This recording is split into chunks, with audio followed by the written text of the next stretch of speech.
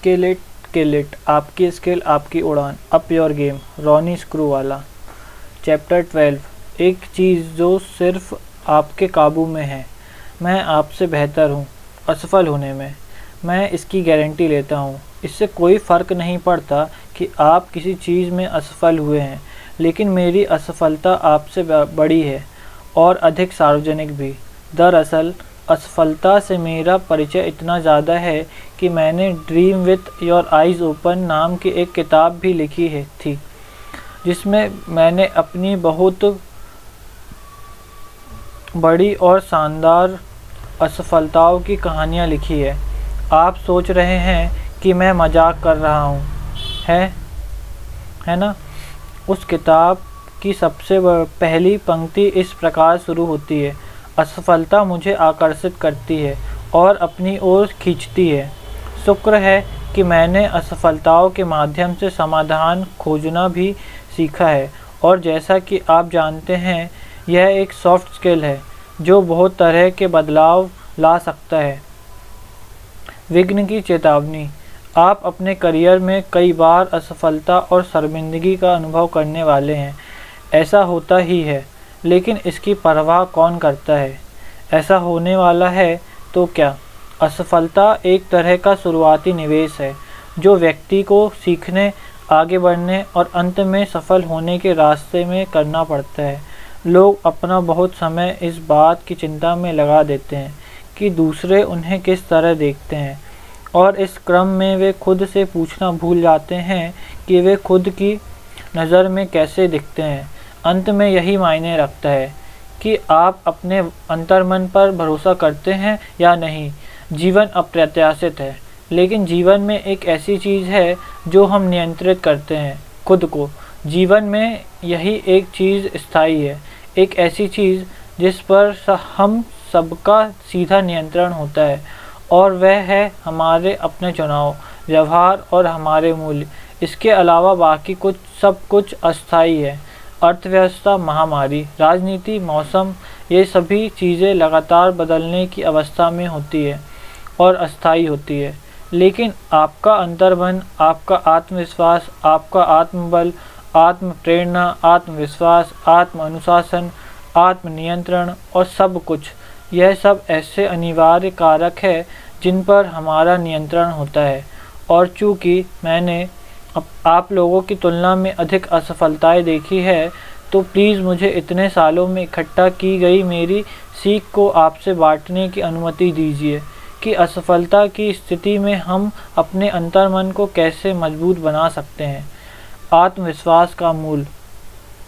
आत्मविश्वास का मतलब अभिमानी या घमंडी होना नहीं होता। दरअसल अभिमान और घमंड अक्सर यह बताते हैं कि उस आदमी में आत्मविश्वास की कमी है। तो फिर वास्तविक आत्मविश्वास क्या है और यह कहाँ से आता है? कुछ लोग इस गलत धारणा में यकीन करते हैं कि लोग या तो आत्मविश्वास और आत्मसम्मान के साथ पैदा होते हैं या उनमें इसकी कमी होती है। सोचिए, यह आइडिया कितना ज़्यादा बेवकूफ़ाना है। क्या कोई बच्चा अस्पताल के डिलीवरी रूम में अपनी माँ की कोख में अपनी मांसपेशियों को सीधा करते हुए सुपरमैन वाले आत्मविश्वास के साथ पैदा होता है और अस्पताल के डिलीवरी रूम में चहलकदमी करता है? यह हास्यास्पद या बेतुकी बात है। नहीं, आत्मविश्वास का मूल ज्ञान है जब आप जानते हैं कि किस चीज़ को कैसे किया जाता है, तब उस काम को करने की आपकी क्षमता को लेकर आपके अंदर आत्मविश्वास होता है। खाना पकाने से लेकर क्रिकेट खेलने, कंप्यूटर कोडिंग करने तक, चाहे आपका काम कुछ भी हो, आप जितना ज़्यादा जानते हैं, आपके आत्मविश्वास का स्तर उतना ज़्यादा ऊंचा होता है। चलिए अब इस आइडिया को अपने करियर पर लागू करते हैं। समस्या यह है कि आप अपनी नौकरी में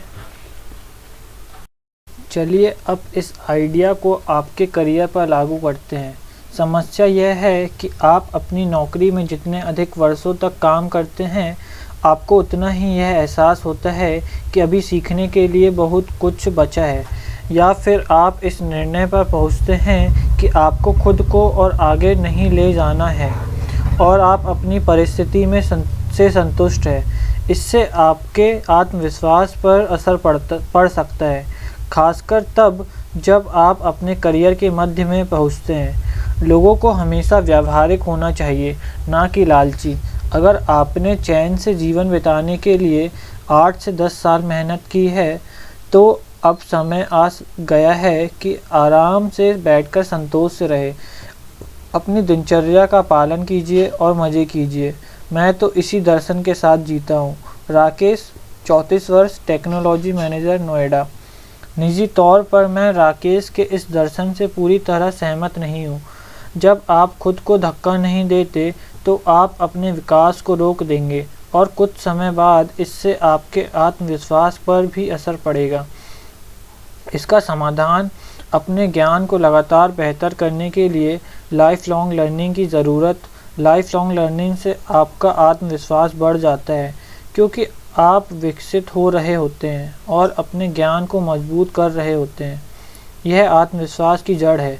जब आपके अंदर बहुत ज़्यादा ज्ञान होता है तो आपका आत्मविश्वास बढ़ जाता है, और फिर यह झूठ मूठ का नहीं होता, बल्कि वास्तविक ज्ञान से बना होता है, क्योंकि आपने अपने पूरे करियर के दौरान साल दर साल नए स्किल विकसित किया है। मेरा ही उदाहरण लीजिए। अपने पूरे मीडिया करियर के दौरान मैं क्रिएटिव मार्केटिंग में बहुत सक्रिय था। फिर भी मुझे डिजिटल मार्केटिंग में कोर्स करने की ज़रूरत महसूस हुई। मैंने हमेशा से रिसर्च और डेटा को अपने आप को लगातार बेहतर बनाने की ज़रूरी साधन के रूप में पाया, जिससे कि मैं कुछ बेहतर और जोखिम भरे फैसले ले सकूं। डेटा साइंस का कोर्स चमत्कारी है, और हाँ, इससे कुछ फ़र्क नहीं पड़ता कि आप कितने अच्छे और स्मार्ट हैं, आपको झटके लगेंगे ही लगेंगे। ऐसा सभी को लगता है, लेकिन मायने यह रखता है कि आप किस तरह से वापसी करते हैं और किस तरह और अधिक आत्मविश्वास से भर जाते हैं, क्योंकि आपको नया ज्ञान भी हासिल होता है। इस विषय में वाणी कोला की सलाह सबसे अच्छी है। जीवन असफलताओं से निकलने और उनसे पार पाने की सतत प्रक्रिया है। असफलताओं को आपके अगले कदम की सीढ़ियों के रूप में देखा जाना चाहिए, और यह बहुत ज़्यादा महत्वपूर्ण होता है कि आप अपनी असफलता से निकलकर किस तरह वापसी करते हैं। खुद को किसी भी असफलता के कारण ख़त्म मत होने दें। कहने का मतलब यह है कि अपने आत्मविश्वास को लगातार बनाए रखने का सबसे सरल रास्ता यह है कि आप लाइफ लॉन्ग लर्निंग के माध्यम से लगातार अपने ज्ञान को बढ़ाएं और कभी भी असफलता को अपने ऊपर हावी ना होने दें। सबसे पहले छोटा रिस्क लीजिए। लाइफ लॉन्ग लर्निंग आपके आत्मविश्वास को बढ़ाता है, और जो बदले में हमारे सोच समझ और संकल्प के स्तर को ऊंचा उठाता है, तथा फैसले और जोखिम लेने की हमारी क्षमताओं को भी बेहतर बनाता है। कुछ लोगों के लिए जोखिम मोल लेना डरावना होता है, क्योंकि उन्हें डर होता है कि वे असफल हो जाएंगे।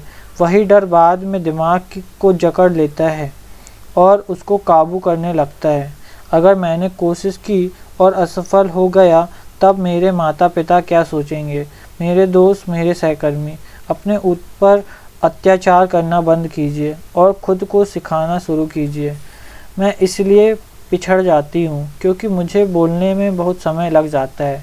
मेरे पास बहुत अच्छा आइडिया होता है, लेकिन बजाय आगे बढ़कर उसको आजमाने के मैं उसमें कमियां ढूंढने में लग जाती हूँ।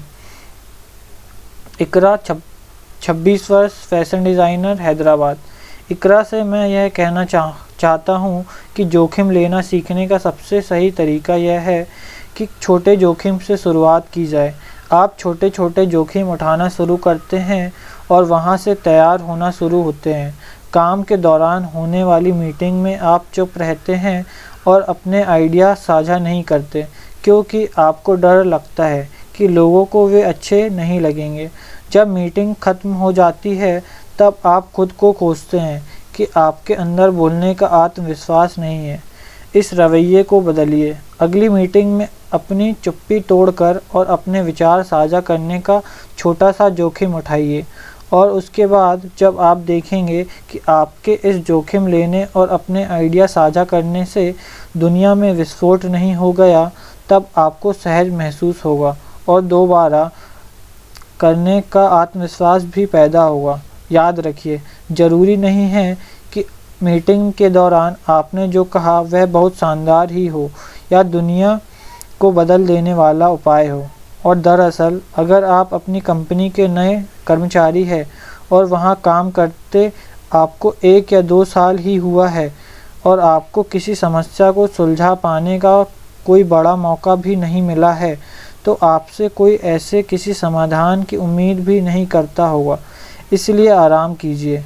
मीटिंग के दौरान बोलने का मतलब यह है कि एक उपयोगी आइडिया को सबसे साझा करना या कोई ऐसी बात कहना जो उस संदर्भ में कारगर हो, इससे ज़्यादा कुछ नहीं। जोखिम लेना अपने मसल्स बनाने जैसा होता है। आप कम वज़न छोटे जोखिम के साथ शुरू करते हैं और धीरे धीरे वज़न की मात्रा जोखिम को बढ़ाते जाते हैं और आप उसे उठाने के योग्य होते जाते हैं। इससे पहले कि आप इसे जानते हैं, आपको अपने अंतर्मन में बैठे आत्मविश्वास को मजबूत करना होता है, उससे भी ज़्यादा जितना कि आप सोचते हो। समझदार लीडर ये जानते हैं कि कंपनी कल्चर जैसे जैसे बढ़ रहा है, इसमें जोखिम उठाने वाले स्किल को प्रोत्साहित किया जाता है, भले ही उसका परिणाम असफलता ही क्यों ना हो। उदाहरण के लिए आरपीजी ग्रुप सर्वश्रेष्ठ असफलता के लिए इनोवेशन पुरस्कार देता है। जैसा कि हर्ष बताते हैं, हम तब तक आपकी असफलता को अनुमति देते रहते हैं जब तक आप उससे कुछ सीख रहे होते हैं। जोखिम उठाने और सफलता के माध्यम से सीखना सफलता तक पहुंचने के रास्ते हैं।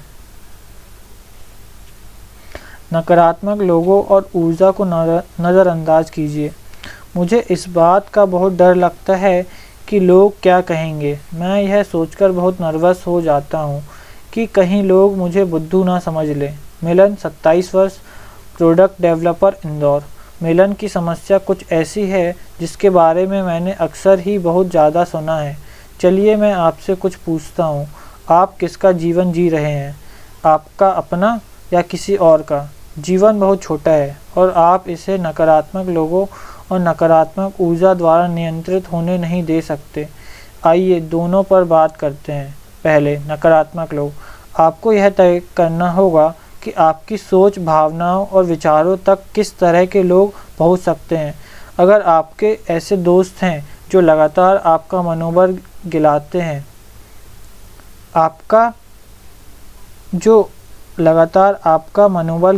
हैं, आपको यह बताते हैं कि आप अच्छे नहीं हैं या आपको छोटा महसूस करवाते हैं, तो उन दोस्तों से बचिए। वह आपका दोस्त नहीं है, वह एक नकारात्मक इंसान है जो खुद आत्मविश्वास की कमी से जूझ रहा है। जैसे कि कहावत है, दुखी लोग दूसरों को दुख देखते हैं। ऐसा ही परिवार के किसी नकारात्मक सदस्य के साथ भी होता है। देखिए, अब आप एक पेशेवर इंसान हैं। वयस्क होने का मतलब है आप अपनी ज़िंदगी का आप जीना, खुद को सकारात्मक लोगों और ऊर्जा से जोड़ना।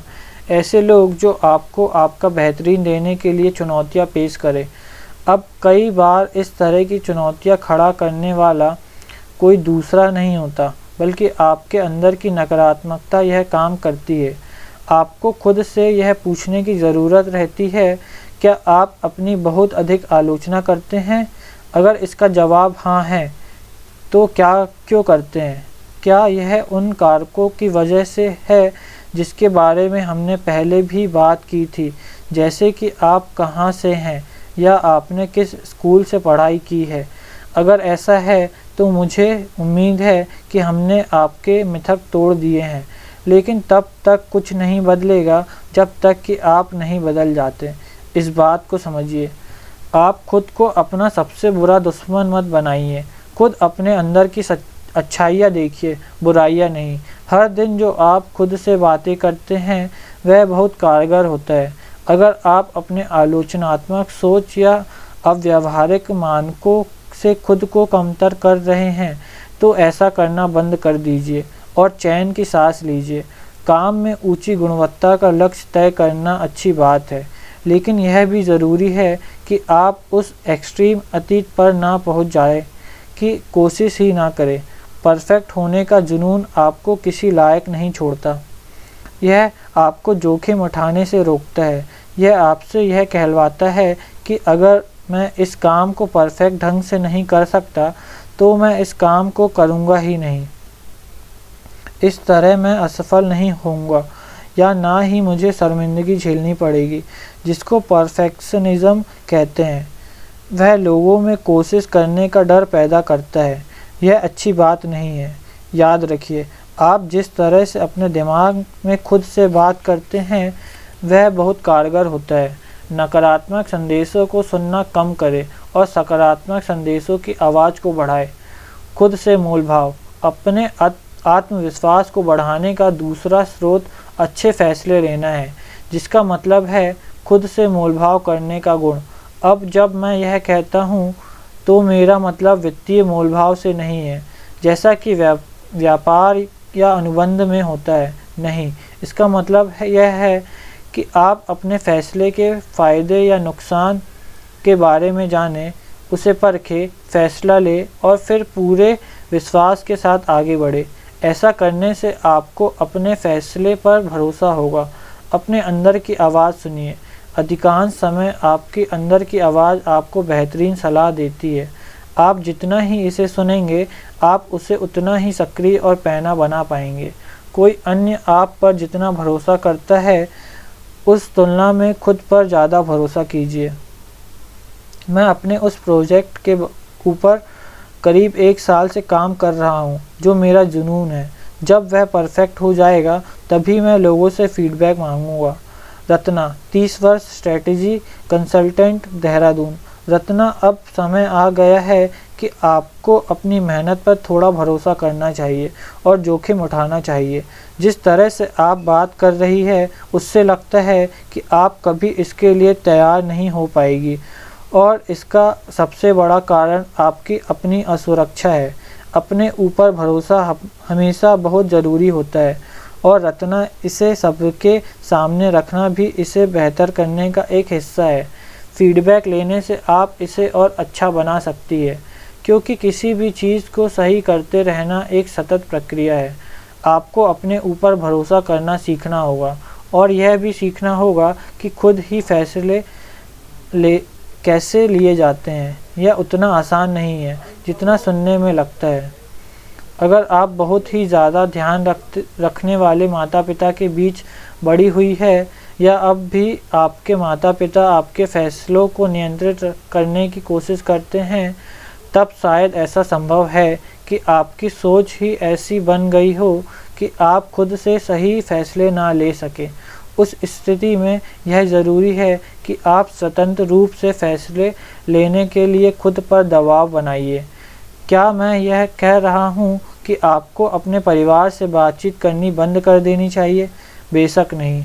मैं यह कह रहा हूँ कि स्वतंत्र रूप से फैसले लेने के लिए खुद पर दबाव बनाना आपकी अपनी जिम्मेदारी है। जोखिम लेने के संबंध में उसी सूक्ष्म दृष्टिकोण को अपनाइए जिसकी हमने चर्चा की थी। अगर आपको कोई नया हेल्थ केयर प्लान, नई स्वास्थ्य बीमा लेनी हो या कुछ बड़ी खरीदारी जैसे एक कार लेनी हो, तो आप अपने फैसले खुद लेने का वादा करें। इसका मतलब यह बिल्कुल नहीं है कि आप दूसरों की सलाह नहीं ले सकते। इसका मतलब यह है कि अंततः आप ही अंतिम फैसला करेंगे, ना कि कोई दूसरा।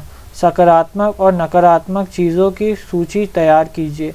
ऐसे सुझाव जुटाइए जिससे कोई नई सूझ मिले। उसके बाद अपना फैसला लीजिए।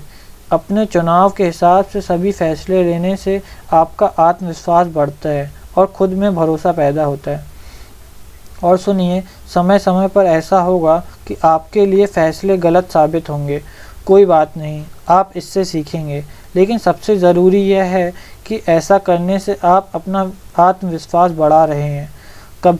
कभी भी किसी भी सूरत में खुद ही हार मत मानिए।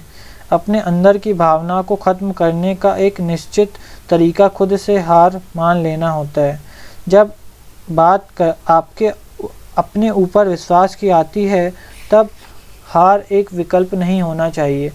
असफलताएं आएंगी और चली जाएंगी, लेकिन असफलताएं अल्प विराम है, एक छोटी अवधि का आराम। मुख्य बात यह है कि आप अपना मन को कड़ा करें खुद के ऊपर दबाव बनाएं और उन चुनौतियों के बीच से समाधान ढूंढने की शक्ति जुटाएं। हर चुनौती का समाधान होता है। अब बात यह है कि कुछ समाधान दूसरों की तुलना में मुश्किल होते हैं या उन्हें ढूंढने में ज़्यादा समय लगता है, लेकिन हमारी या आपकी ऐसी कोई समस्या नहीं है जिसका सामना इस ग्रह पर पहले किसी ने ना किया हो या हमसे पहले कोई इससे उबरा नहीं हो। इससे आराम मिलता है। इसका मतलब यह है कि हम अकेले नहीं हैं। हमारी समस्याएं खास या अलग नहीं हैं। दूसरे लोगों ने भी इस तरह की समस्याओं का सामना किया है। इसलिए खुद पर भरोसा करना मत छोड़िए। आपके अंदर किसी भी समस्या से निकलने की योग्यता मौजूद है। आप जितना अधिक चुनौतियों का सामना करके उभरेंगे, आपके अंदर का मूल भाव उतना ही मजबूत होगा। इसलिए अपने अंदर के भरोसे को मजबूत करने के लिए ज़रूरी काम कीजिए। आप ऐसा करके देखिए और आपको महसूस होगा कि हार मानना असंभव है। 5 मूल बातें। पहला, वास्तविक आत्मविश्वास ज्ञान से आता है और ज्ञान लाइफ लॉन्ग लर्निंग से आता है। अगर आप लगातार सीख रहे होते हैं तो आप लगातार अपने आत्मविश्वास के लिए आवश्यक ऊर्जा की पूर्ति कर रहे होते हैं।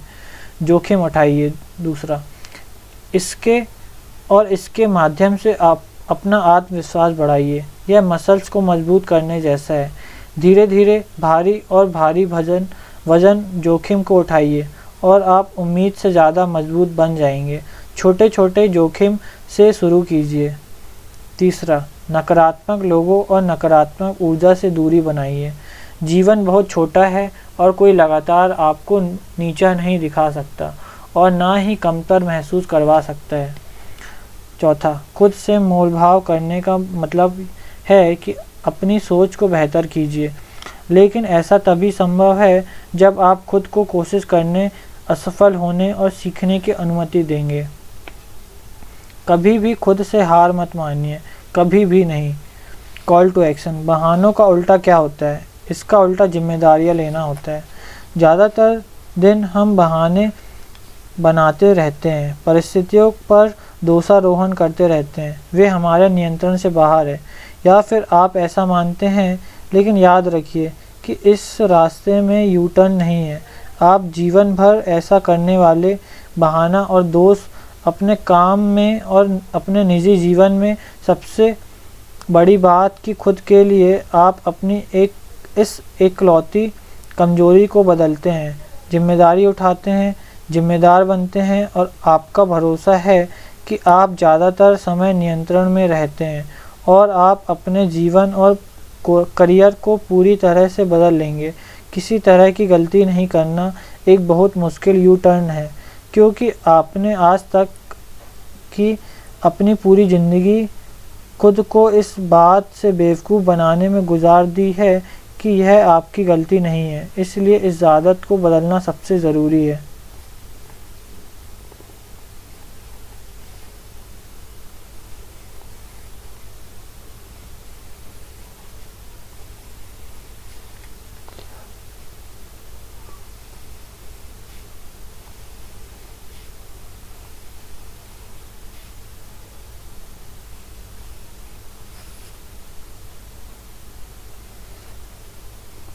दूसरा, जिस दिन से मैंने लोगों का मैनेजर बनना शुरू किया और एक उच्च प्रदर्शन वाली टीम बनाना शुरू किया, उसी दिन से मैंने एक चीज़ बहुत तेज़ी से सीखी। अपनी टीम से उस आदमी को ढूंढना शुरू कीजिए जिन्हें वास्तव में ऐसा लगता है कि उनके बिना चीज़ें नहीं हो सकती या हम वहाँ नहीं पहुँच सकते जहाँ है। एक ऐसा आदमी जिसे यह गलतफहमी हो कि वह बहुत महत्वपूर्ण है और जो सोचता हो कि वह बहुत ज़रूरी है, उसे समझाइए। लेकिन फिर भी कोई फ़र्क नहीं पड़ रहा है तो उसे जाने दीजिए। ईगो जब तक आपको विश्वास देता है तब तक यह अच्छी चीज़ है, लेकिन ज़्यादातर मामलों में यह समय और टीम के कामों की बर्बादी है। जीवन को इस भाव से जीना कि मेरे पास सभी सही जवाब है, मैं जानता हूँ कि मैं सही हूँ, मैं बस सम्मान के भाव से आपकी बात सुन रहा हूँ, लेकिन वास्तव में मैंने फैसला ले लिया है। मैंने पिछले महीने कुछ अच्छा किया था, इसलिए अब मैं सिर्फ बड़े लक्ष्य के लिए तैयार हूँ। आपको ऐसे पथ पर ले जाता है जहां आपको कोई बड़ा धक्का लगने ही वाला है। सबसे पहले खुद से यह सवाल कीजिए कि आप जरा सा भी वैसे इंसान हैं जैसा मैंने अभी ऊपर बताया है। तो सिर्फ यह कह सकता हूँ कि व्यवहारिक बनिए, वरना आपको शायद ऐसा लगेगा कि आप अपने करियर में ऊपर की तरफ जा रहे हैं, लेकिन सच्चाई यह होगी कि आप मध्यम और लंबी दूरी की इस यात्रा में किनारे होते जा रहे हैं। दूसरा, अगर आपकी टीम में कोई इस तरह का आदमी है या फिर आपका बॉस ही ऐसा आदमी है, तो अब समय आ गया है कि आप वहां से निकल लीजिए, वरना वह आदमी आपके करियर के ग्राफ को किनारे की तरफ मोड़ देगा।